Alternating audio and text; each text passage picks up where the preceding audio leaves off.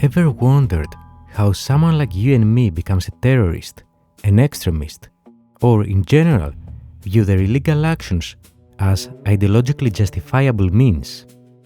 This is something that intelligence agencies really care about, both to use for their advantage as a manipulation and exploitation tool of human psychology, but as well to understand how to combat those individuals. Welcome to Tradecraft Sunday.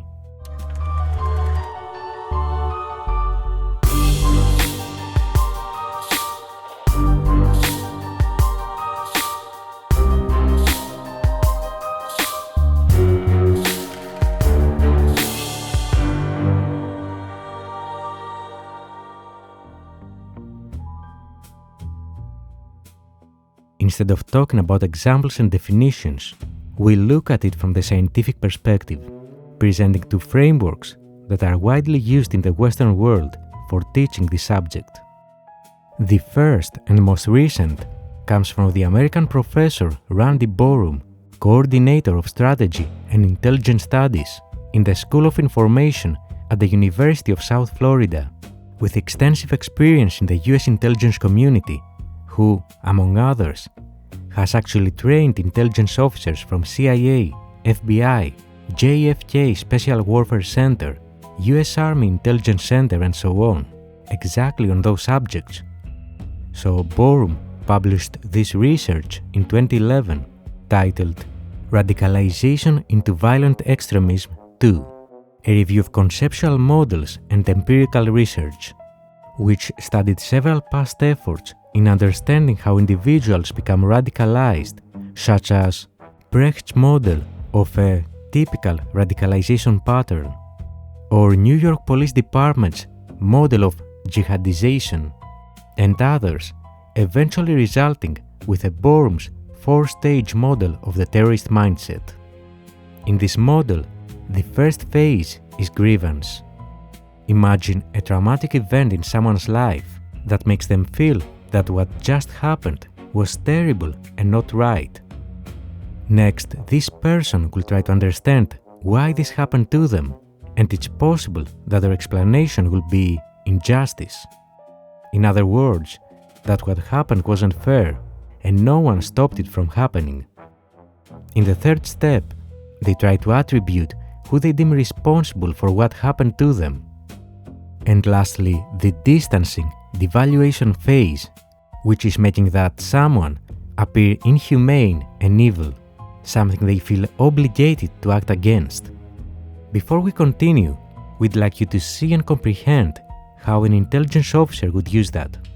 On one side, spies need this knowledge to be able to assess where someone they interact with might be in this process, to correct it before it moves to the next phase, and as such, preventing the creation of another extremist. But at the same time, this can be used offensively too. Imagine that an intel agency sets up an operation that destroys someone's life or takes advantage of a traumatic event someone just went through, making it look like it came from a specific person, entity, or country, then feed into that cycle to radicalize this target into committing something they wouldn't normally do. And of course, this is also crucial to fully comprehend and be able to identify and disrupt radicalization and recruitment attempts of terrorist organizations or even foreign intelligence services using it against you. So try to look at those from all of those different perspectives. The second framework that we'll briefly see is older and is coming from the Iranian professor of psychology, Fathali Mohaddam, who after the terrorist attacks of 9/11, 2001, focused his research on this subject, resulting in one of the most widely used frameworks, the so-called Staircase to Terrorism, that he published in 2005 as the Staircase to Terrorism, a psychological exploration.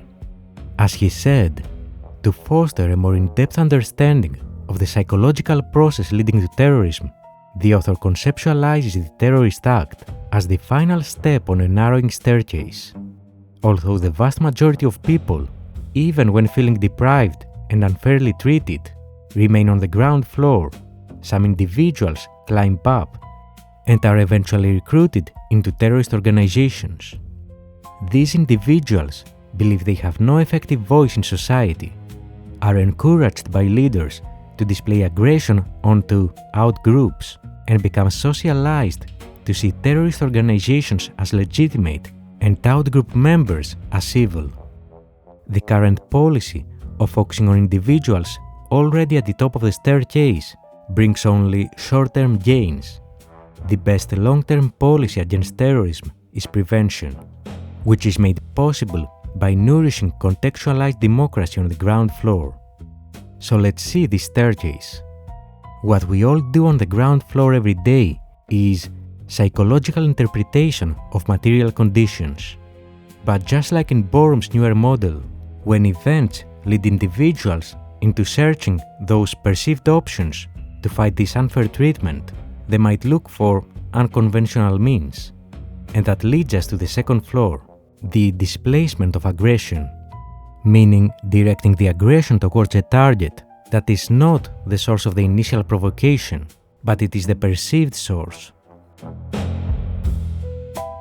So, similar to the attribution step mentioned earlier, moral engagement is when someone is convinced that this target is evil and there is no other way to deal with it other than violence, and that results in the next step, solidification of categorical thinking and perceived legitimacy of the terrorist organization, which is pretty much self-explanatory. And finally, the fifth floor, the terrorist act and sidestepping inhibitory mechanism. As Professor of Political Science Daniel Byman stated about this step, inhibitory mechanisms are inbuilt within all humans. All humans find it difficult to kill other humans. However, there are ways in which we can sidestep these inhibitory mechanisms, and terrorists have developed various strategies for sidestepping. The final stage on the fifth floor is the action of the terrorist to kill others, and it involves typically not only labeling the other as non-human, but also perceiving the other as sinful, perceiving the other as deserving of being the target of aggression. Throughout this process, the threatened identity is a theme, and particularly the threatened collective identity. Having seen those two widely used frameworks by intelligence services, we'd like to remind you that spies tend to look at those with three different lenses depending on the operational needs. First, how to apply those to prevent radicalization, basically identify when an actor tried to use those steps early on to stop them. Secondly, how to apply them to intentionally manipulate someone to commit an action they'd normally never do. And thirdly, using them to understand why a specific individual acted in a certain way, what were the triggers in each phase that pushed them to the next one, who was behind those triggers, which is something CT Intel analysts regularly have to deal with. This episode was more on the academic side, but this kind of tradecraft is important for all Intel professionals. Of course, like any scientific methodology, what we just described here might change as new and more effective research on this subject becomes available. But hopefully, this gives you another tool to understand the world and help you see why nothing's as it seems.